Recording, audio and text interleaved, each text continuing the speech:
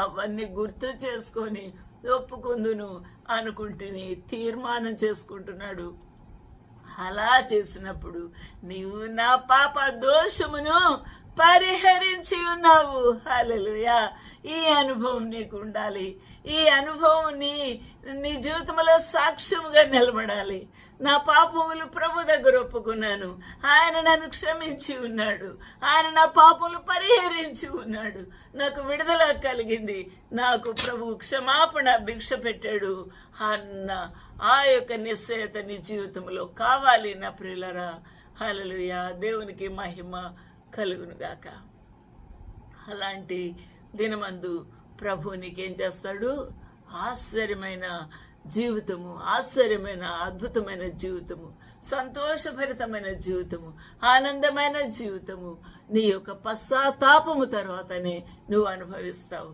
అందువలనే యెహోవా సన్నిధిలో నేను ఉత్సహిస్తాను, సంతోషిస్తాను, ఆనందిస్తాను. నీ యొక్క సన్నిధిలో నీ ప్రభావ మహిమని నేను చూస్తాను అని దావీదు అంటాడు. నా ప్రియులరా, ఈ రోజున నిజమైన సంతోషము, నిజమైన ఆ రక్షణ ఆనందము నీ హృదయంలో నిండి పొంగి పొర్లుతుందా? ఆలోచన చేద్దాము. ఇలాగూ జీవితంలో ఉన్నప్పుడే నీ జీవితంలో నీ పాపులు పరిహరించబడ్డాయి అని అర్థము. నీ జీవితంలో ప్రభు తిరిగి వెలుగు నింపి ఉన్నాడు, నీకు రక్షణ ఆ యొక్క నిశ్చయత అనుగ్రహించి ఉన్నాడు అని అర్థమిస్తూ ఉన్నది. కాబట్టి ఆలోచన చేద్దాం. హల్లెలూయా.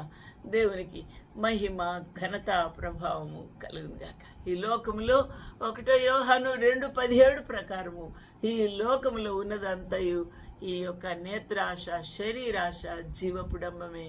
నీ జీవితంలో నేత్రాశతో నీ జీవితం అంతా నిండిపోతా ఉన్నది. ఇది చూస్తే కావాలి, అది చూస్తే కావాలి, ఆయన్ని చూస్తే కావాలి, ఆమెను చూస్తే కావాలి, అది కావాలి, ఇది కావాలి. నా ప్రియులరా, ఈ యొక్క బ్రతుకు నీ జీవితము నిండిపోయి దురాశ చేత నీవు నింపబడి ఉన్నావు. నా ప్రియులరా, ఆలోచన చేద్దాము.